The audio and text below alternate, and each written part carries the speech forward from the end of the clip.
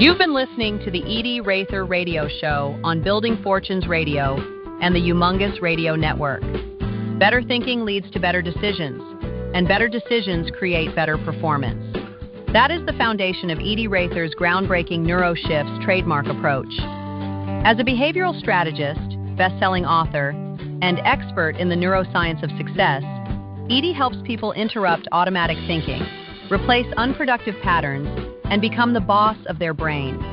Her newest book, The 3-Second Neuroshift, reveals how a small shift in thought can create meaningful changes in leadership, performance, resilience, relationships, and life. Discover Edie's books, programs, and speaking resources at Edie-raether.com. That's EDIERAETHER.com. You can also find the Edie-raether-radio show on Amazon Music, Audible, Apple Podcasts, Spotify, iHeartRadio, and other major podcast platforms. Now, back to the Edie-raether-radio show. Take it away, Peter. Hello, everyone. Peter Mingles here. You are listening to us on the Building Fortunes Radio Show with Edie-raether. This is actually the Edie-raether-radio show. We've been doing this for the last couple of weeks. For those people that want to check it out, you can always go to buildingfortunesradio.com/Edie if you want to hear all the separate radio shows, or if you do a search on that, you'll be able to find her post that we've done on this as well. Edie is becoming one of our favorite radio show hosts. A lot of people are giving us some unbelievable feedback, specifically about the concepts that she talks about in the book, The 3-Second Neuroshift. So for all those people that are checking it out, make sure you go check out Edie-raether.com. Look for The 3-Second Neuroshift. There's a book by itself, or you can add on a workbook as well, and it is like the most incredible stuff. And I'll share with you, she mentioned stuff like business and leadership and life. You're going to need the stuff inside that 3-Second Neuroshift, either before or now or sometime in the near future, so make sure you definitely check that stuff out. She's also done a lot of TED Talks, and she's all over the place in many places, and we're really kind of excited to have her here because we want to share the message about not only what she's working on, but also her charity. And we'll talk about that as we go. But Edie is somebody who's 83 years old, I believe. She's been associated with all different kinds of people in all different kinds of places and spoken on all different kinds of stages everywhere. And recently she's been speaking about her son and the tragic situation that happened. She's up in Wisconsin as we speak, just finishing an event. And if it wasn't for her training, I'm sure she wouldn't have been able to get through most of this stuff as it goes. But here's a special introduction for Edie-raether on her own radio show. So, Edie, thanks for being here. It's always a pleasure. It is, and it's just always fun being back home in Wisconsin. I grew up on Lake Michigan, Wisconsin side. So, water's in my veins, and it's just a charming fishing village. It's about 4,000 then, 3,000 now, but it's gaining momentum just because it's a charming city on the water. So it's always good to reunite. I was at, I'm Bohemian, and there's so much Czech pride in this area, and I was at an event yesterday, so I was doing the hot balls and the polka and seeing people I haven't seen in over 50 years. So, yeah, it's been good. Saturday was my son's celebration of life. And so many people had commented that it was the best ever. It was just kind of a warm, intimate group in Peninsula State Park by the water, by Lake Michigan, by the bay. Perfect Wisconsin day. And, all the stories from his college kids. Oh, my gosh. Here I thought I had the perfect child, and now I'm finding out what a shyster he was. But it was good, and we're doing another one in Charlotte. And, it was scary. Not scary. I was concerned about getting through it without, I fall apart when I see things like Punch the Monkey. I'm that emotional, but I did pretty well. There were a couple points where I looked at his wife, and it was kind of like, Edie, don't go there. And so I just kind of pulled it back together. And I got to tell you, Peter, his daughter gave a talk too, and because being a father was so important to him, she just knocked it out of the park, and so we have to look at what was good about it, and not the event I would rather be without, but it was good if it wants to be in the category, and it was a celebration of life. And so I think that fits very well with what we're talking about today, and that is how to protect your peace. Because peace is, finding peace in an unpeaceful world. I mean, turn on the news. It ain't the most peaceful world we've ever lived in. And so what I want to talk about today is how we do and can protect our peace in an unpeaceful world, because, the bottom line is, Peter, we can't control the world. I mean, do what you can do to make it better. That's why I have my nonprofit, the kids program.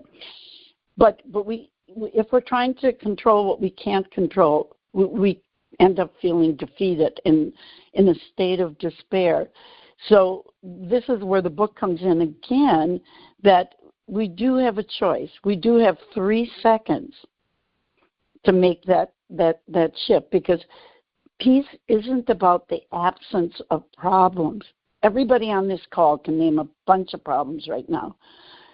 Peace is not about the absence of problems, but the command of self. And that's where we have to start looking at what steals it, what are the triggers, and what are your reactions. Well, do you want me to continue? Yeah, absolutely. Yeah. No, I'm right here with you. Okay. So, the question is, what is your response? And what steals, your joy? There's a window of opportunity, and it's 3 seconds, that no matter what occurs in a world that's out of control, that is not always peaceful,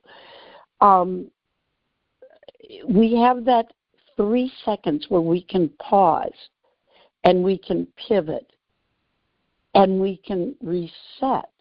And, one of the things, like even Tori, he was very strategic. My son was very strategic even as young. I think he looked at life as a chess game, and he made one wrong move, and it costed him his life, and it's changed all of our lives. And so whether it's for the good or for something as tragic as losing a life, it all happens in a micro moment where we get to decide. And that's why I always say, that in 3 seconds, there's an opportunity. The door opens. The question is, will we walk through it? And so when we pause, what happens is we become aware, and that gives us the opportunity to interrupt a thought, a behavior, an emotion, a pattern, a habit, taking the next drink when you're an alcoholic and shouldn't be, taking, a drug that could lead into a drug overdose. We have, and this is scientifically evidence proves all of this, that we have that moment to interrupt, to let go, especially if we can't change it. What we can't change in the outside world, let go, and then replace it, and then reinforce it with repetition. And that is basically the whole process. And so then the question is, what steals our joy? I don't know, Peter. Let me ask you. What steals your joy? Oh, it's usually family-related stuff and helping other people. So I'm very much someone that gets a lot of satisfaction from doing things that give other people satisfaction or joy or make their life easier. And okay, but what steals it? What takes it away? Oh, what steals it? I thought you meant what steals it is probably, I guess, worry. That's probably a big one. Stress related to worrying, things that I can't control that I'm worried about. And I'll let you kind of blend this in. So we're getting a little bit personal on this one. For those people listening in, my name is Peter Mingles. We've been running this radio show since forever. And my mom passed away on Sunday morning. So now I got to deal with all of, and it's certainly not about me, but now I have to manage my own mind and deal with all the cascading series of events that happen with every phone call, every thought process, every previous habit that I built, and then also help my sister, my brother, my other family members through the same thing, doing it also long distance. So she was in New York, I'm in Florida, and when you say what steals my joy, would obviously be something like this, and only because I have a little bit of experience when I lost my dad. I mean, it was 6 months, Edie, where anything could trigger it. So, and I think what we're going to say, continue, yeah. No, so this message is particularly pertinent to me and members of my family for sure. But I think what everybody needs to hear here is that I just had to do the eulogy a couple days ago for my son, who got cut short. You just lost a loved one, and yet we're doing the show today. And I think that's important to people to understand, whether you want to call it resilience, bouncing back, I call it bouncing forward. So let me share a few things. But I want you all to be aware that the two of us on here have just had, some pretty serious losses, and yet we're here for you. And I think that can actually help, because this is something we can control. This puts us back, in the driver's seat. So let me share a couple of things that do steal it. And one is, we can't necessarily control. I mean, my mother always said, you just never know. And I remember a book when I was in college, I never promised you a rose garden. And so there are the unexpected events. That is life. And if you think it's going to be a perfect ride, that's delusional. And so, we can't control what other people think about us. We can't, what they say about us, if it's social media or whatever. But what we can do is not give them access to our mind, our personal real estate in our mind and our brain, and have boundaries and decide how you're going to respond to it. Because you cannot control what other people do. I mean, I think you can have influence. Certainly as a therapist, I feel like I have influence and impact, and change can come about. But you have to sort through, the old prayer, God grant me the serenity to accept the things I cannot change the things I can. Wisdom to know the difference. Everybody knows it. It's so simple, but it's so true. And then the second is the past. You can't edit the past. You can go back and edit your manuscript. You can't edit the past. So if we live in a world of what ifs, and we did with Tori, what if there had been a flat tire? What if it had rained? He wouldn't have taken that final jump of joy thinking he was going into a playground when it was a death trap. We could just drive ourselves crazy with if only. What if? The only thing we can do regarding the past is change the meaning that we give it. And that, I think, Peter, is always about what is the lesson we can learn from that. The lesson with Tori is you better appreciate every moment, and don't forget to tell people you love them. Because when he went to the airport to go to Jackson Hole that day, little did he know that it would be his ashes coming home. You don't know, and it goes back to what my mother said. You just never know. And so it's just really cherishing the moment, and, is whatever is in your memory, is it teaching you or is it tormenting you? And then you have to have that 3-second neuroshift where you get to choose what is the lesson. Or if you want to, stay on the pity pot, I guess that's a choice too. I don't think it's a wise one. And then I think the other thing we can't control is, like you said, worry. That's misdirected imagination as far as I'm concerned. And I always say worry is a wish you don't want. And think about that, because if you worry about things, what we focus on gets magnified. and it gets manifested.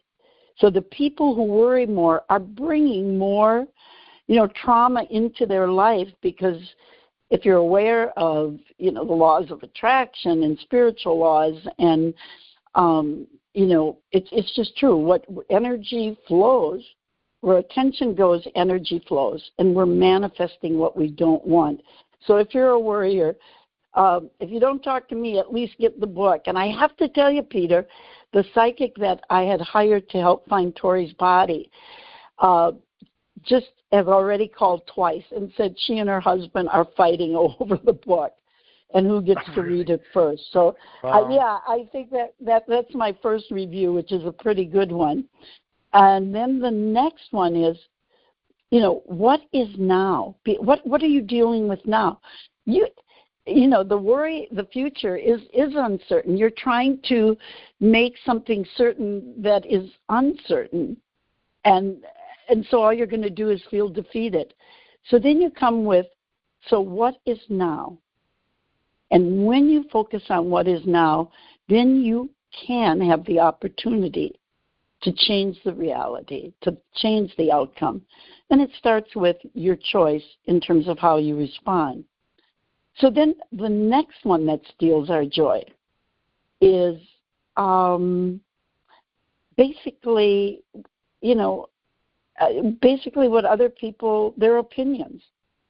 I mean, you got to make this your mantra. My truth may not be their opinion. Their opinion is not my truth. So I know a lot of people on social media, and what is it, Adriana? What is her name? Grande? Adriana Grande? Am I saying it right? Ariana. Yeah, Grande. I worked a lot with anorexics, and I think there should be a concern, but people are really kind of expressing it in a more loving way with her than they have with others. But you got to realize, that's their truth. That's their opinion. That isn't yours. You don't have to accept it. You get to intercept again. You have a choice. Okay, we agree to disagree. You think I'm a jerk? I think I'm pretty cool. Okay, fine. Move on. And then the fifth is my inner voice. That's where the big problems are, Peter. Oh, yeah. The questions like, what if I fail? I'm not enough. That's not coming from you. When you were born, you didn't come into the world thinking, what if I fail? Look at yourself as a 1-year-old learning how to walk, Peter. And I used this in my first keynote about 60 years ago. Look at a 1-year-old learning how to walk. That is how you should live life. That child, and people love it. You want to be there for their first step. They fall down, and they could have a bleeding nose and scraped knees, and they come up with a smile because they are so much in the process of living and loving and learning, right? They fall down and they get up faster than you can even get the video to tape it. And that is how we need to bounce back. But some of us, when we're learning to walk, if we have the attitude back then that we have now, we'd still be holding onto the coffee table and saying, oh, God didn't mean for me to walk. I'll just crawl through life. Think about that. I want you all to think about that, because we make excuses to justify and not change. We are holding on to an old identity that no longer serves us well, and you are making excuses to justify it. Stop that. And in 3 seconds, you can choose to stop it, because those are old scripts. It might be something a parent said and shouldn't have. Could have been a teacher, somebody that was bullying you. You cannot be successful if you have what I call a hostile narrative going on in your head. But there again, it's a choice. And then number 6 is boundaries. And I think sometimes we feel, some of us have a hard time saying no. That's not being cold. It's not callous. It's not selfish. Setting boundaries is not a wall. It's protecting your peace. It's pausing. And it's choosing, listen to this, It's choosing a boundary rather than a battle. Because if you don't set the boundary, sooner or later, you're probably going to have an interaction that would be better described as a battle. So I like boundaries because it's a lot about prevention. Who do you want to have in your life? I may have mentioned I have vacation rentals. I have a wonderful renter there right now for a couple of weeks. She's feeding my cats. She's buying more cat food. She's playing with them. She's doing this out of the goodness of her heart. She's kind. But if I had others where I really have to question if I want to keep doing this because it's bringing energy into my personal environment. So we all have to kind of assess. And with something like that, I'll get accused of what is it called, discrimination. If I say I don't want this person because of their behavior, nothing else. But so we all have to make decisions about where we can set those boundaries. But that is how we protect our peace. And when we pause, we put in the boundary, we prevent a battle. The seventh is what I call my peace thief test. And the question I want to ask all of you, and I asked Peter earlier, what is stealing your peace? Think about it. Who are you giving your power to? And why would you give it to someone you don't even like? Someone on social media you may not even have ever met or known. Every action that you take, it's just, you just have to refuse to give up your command, your control. You have a choice. Do you want to be the passenger in your life or do you want to be the pilot? And it's all a matter of making that shift. What is happening now? And take some responsibility for it. And take back your power, because you got to realize you have a choice. If you let somebody upset you, sometimes road rage, somebody flips you off, and then I actually dated someone, and there was road rage in my little small area town. I'm in a kind of it was a rural area recently. It isn't anymore. But he got out of the car. I dated him years ago, but I didn't more than one or twice. I picked up on this is not somebody I want to be with. But he got out of the car, and he shot the father of 3 children who had to witness this. Yeah. And this is what I mean about the 3-second neuroshift that we have to interrupt. If somebody passes you, let it be their problem. Maybe they're in a hurry. Maybe they have to get to the airport. Maybe I don't know. But don't take it personally, and you have a choice. You don't have to respond and react. And when that, God bless the father, he was innocent, but when he got out of the car, did he know that it was going to be the last time his kids would see him alive? So you just have to, be so conscious of when to interrupt what that next step might be and what your reaction is and what it could be. If somebody flips you off when they pass you by, you can ignore it. You have a choice. You don't have to react to it. You don't have to then speed up or tailgate them or do stuff that could lead to an accident. That's just a stupid reaction.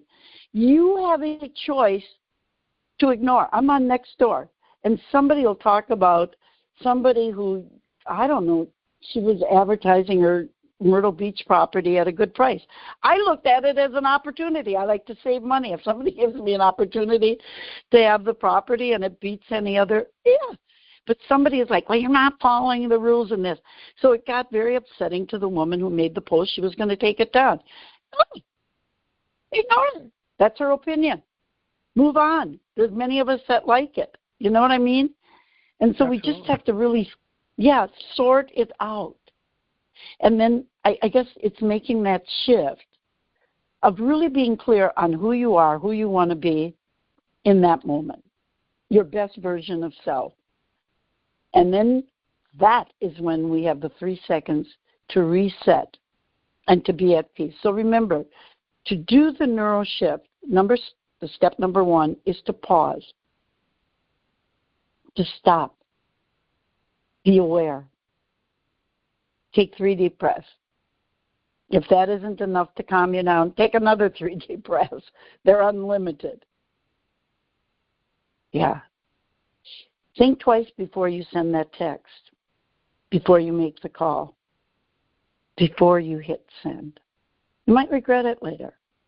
I'll tell you, at the celebration of life, there was someone there that I was pretty ticked off at. And in a positive way, I was going to let her know that I was very disappointed. And here we are, basically, funeral celebration of life, and it was a family member that, I was just so glad that I never sent send. So sometimes it's not that you have to stew over it, but you have to let go of it. And that might be the wisest decision. So once you just pause, you become aware, you take the deep breath, then you pivot. This is the point. This is the moment that you redirect. This is when, Peter, you ask questions of yourself. What are other options? What could I do that would be better? Some people will say, what would Jesus do? What would Tori do? People that you admire. What would Dolly Parton do? And just people that are maybe like old souls that are wisdom keepers in your life. What would they do? So be aware of your other options. Because you see, first we make our habits and then our habits make us. We are what we repeatedly do. So many of us respond and react out of habit. Many people drink too much out of habit, eat too many brownies, and then the obesity causes just about every disease. Those are just habits, and that's what we have to interrupt to find a better path. But if you don't pause and ask that question, what would be a better way? Do I really want this? And when we ask that question, Peter, we have to be so aware of the consequences. So if I'm going to eat another brownie or piece of chocolate, whatever your habit might be that should be a little more controlled, is do I want the consequence? So what is the consequence? If I eat too many brownies, I'll gain 10 pounds when I'm maybe 30 pounds overweight. Do I want that consequence? So remember, when you pause and you redirect and you choose a new route, you have to see it as a complete package, not just the brownie, which could be good. It releases dopamine, right? And that feels good. But does it feel good to have the extra pounds that you know are going to kill you? We eat our graves with our mouths. And so when we look at it as a complete circle, then and then only do we make the better decision. And that is when we pivot, and that's when we feel command, because we have that sense of choice. And I want everybody to know that silence can actually be a neuroshift. Have you ever noticed how much power is? I call it in a power pause. How much power do you have when you say nothing with another person? To just say nothing. Let their mind do the talking for you. And they may also make a shift. I remember once I was shocked at my accountant's bill. And it shouldn't have, this was like 40 years ago, and it was almost $2,000. And I'm like, I didn't have, taxes weren't that complicated. And I was just sitting there, and I said, wow. And he just let the silence speak. And he said, $1,500. And I just stayed silent. And he said, $1,300. And I'm like, this is pretty easy. Sometimes you got to know when to just shut up. And then I think he hit around $1,250, and I felt that was fair enough. And I agreed to it. But I want people to remember the power of silence. When people are yelling at you, the best way to get their attention is to shift and to whisper. And have you ever noticed that when everybody's yelling and you whisper, it's like people get silent because they have to listen and they have to work at listening, and they kind of lean forward and bend in toward you. And that's when you have them like putty in your hands. So you always have to look at the dynamics of your situation and your relationships with others and how you communicate. So just remember, peace, I want to say a little bit about what it's not. It's not having an attitude of, well, nothing bothers me. Peace is not avoidance. It's a matter of taking charge. It's self-command. It's emotional self-regulation. And every 3 seconds, we have an opportunity. The question I want you all to ask yourself when things arrive, what deserves my energy? We only have so much energy. We only have so much time. You know, why would you squander it on people that you don't even care about or know most of the time? What deserves your energy? What deserves real estate in your mind? And then, like sorting clothes, go through it and hit delete. It's like your computer. The emails that aren't relevant, that aren't teaching you anything, there's no lesson in it. It's not teaching, it's torment. You just simply hit delete. And one of the things I tell my clients, Peter, is sometimes you can just pick your own little trigger, but I sometimes tell people to see a little dot in the middle of their forehead, and then with their index finger, you just think of what you want to get rid of.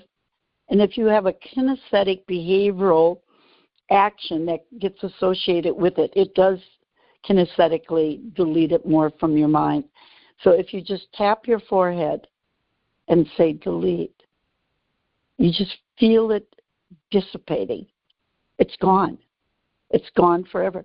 The other one that I like to share with people is I sometimes tell them to just put like a rubber band, on your left wrist, whichever, but if you're right-handed. And whenever you get a nagging thought, one that does not serve you well, you just pull the rubber band, not to be masochistic or to hurt yourself, but to snap you out of it, to make you stop and be aware. It's time to shift. So you can just have your own triggers. The trigger of yes empowers people. You know, if it's setting a boundary and you're kind of shy and it's hard for you to do because you have not done it in your life, and you just say the word yes.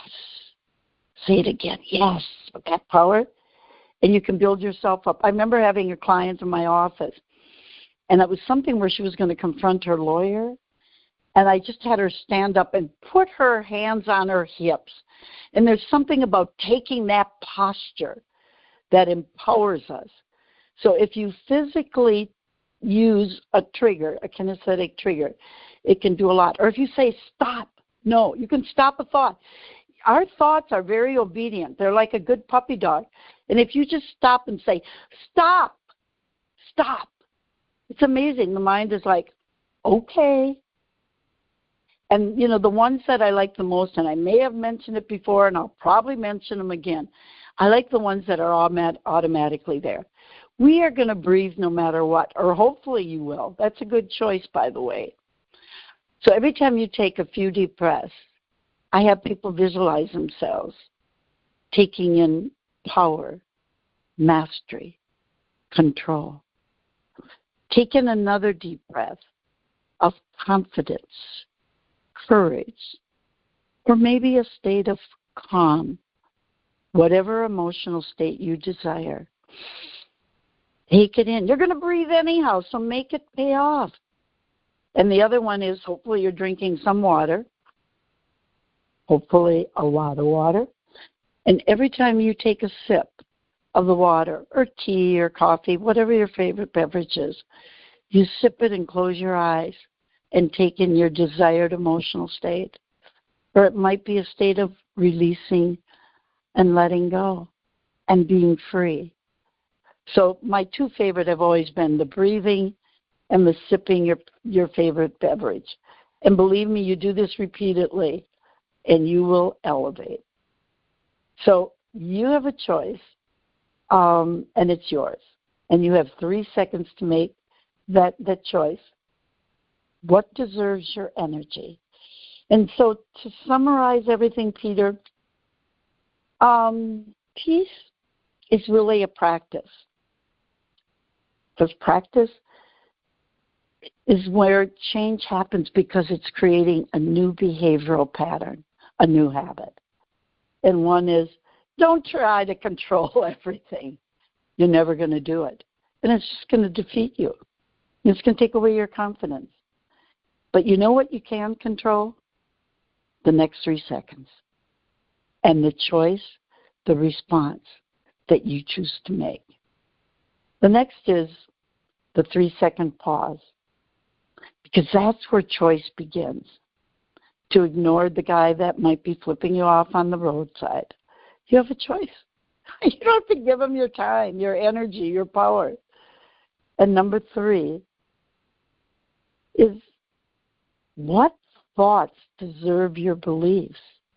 If it's somebody else's thoughts, or even your own, remember the negative narrative, the old scripts that can play inside us that don't serve us well, you can delete them. Not every one of your thoughts or the opinions of others deserve your belief.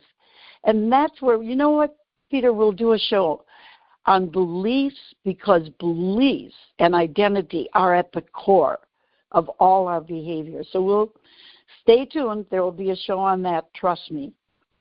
And just not, knowing that not every moment deserves unlimited access to you.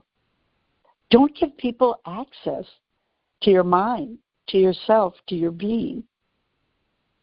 And number 5 is protect your peace. You won't control the world. But you know what? You can always choose to be the boss of your brain, which is one of my keynotes, by the way. Every 3 seconds, your brain opens a doorway. My question to you is, will you walk through? Pause, pivot, protect your peace.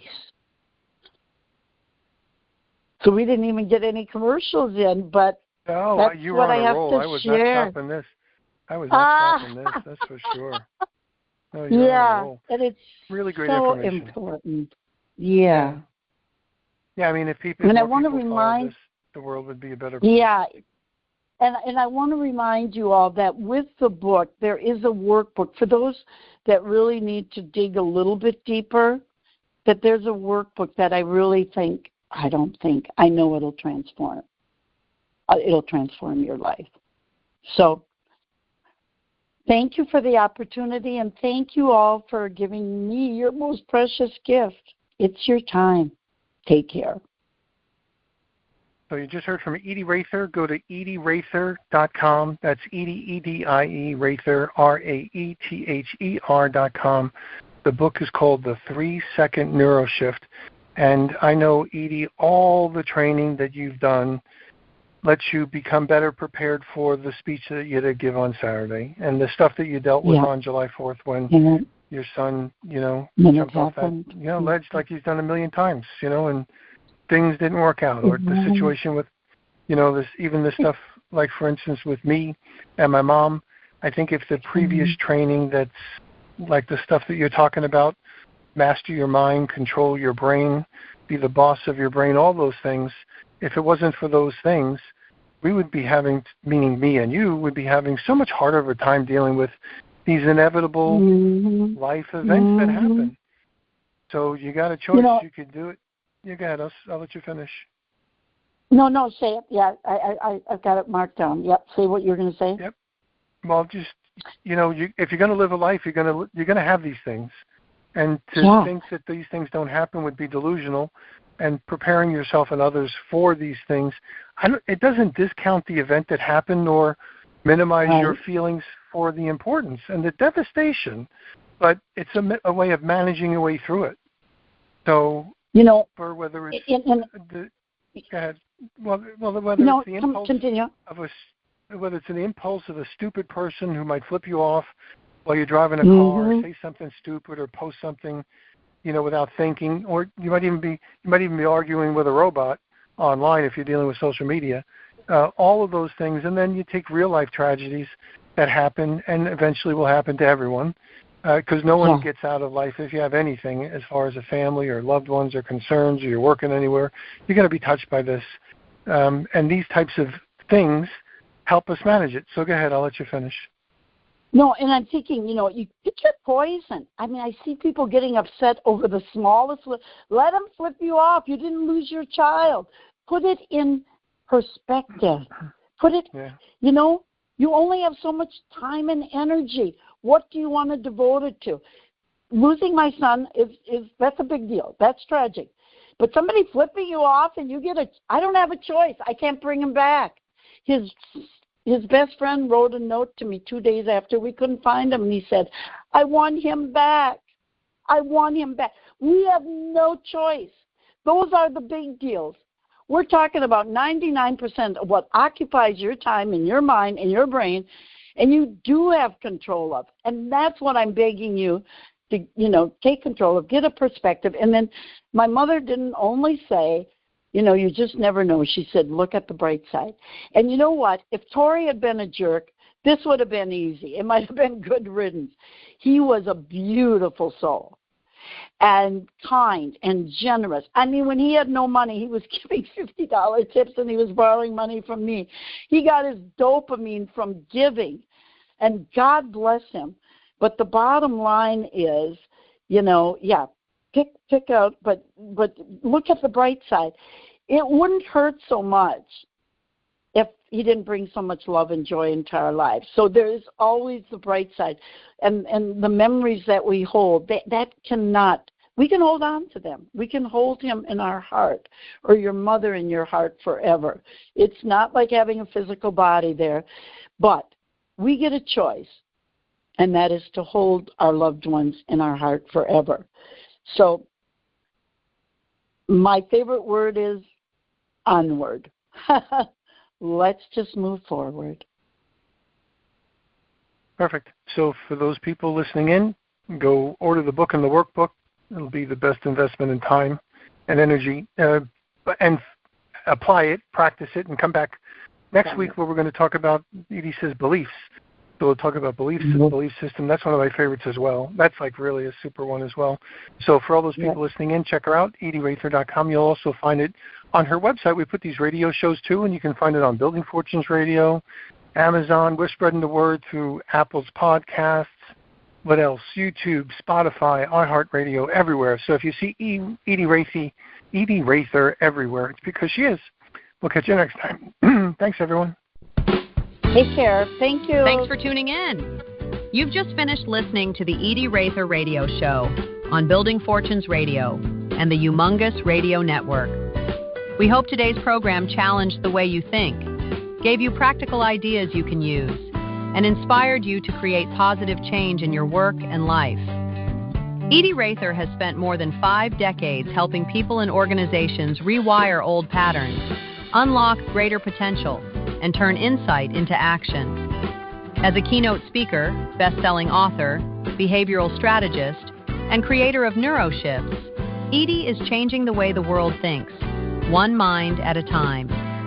Visit Edie-raether.com. That's EDIERAETHER.com to explore her books, speaking programs, training resources, and her newest book, The Second Neuroshift.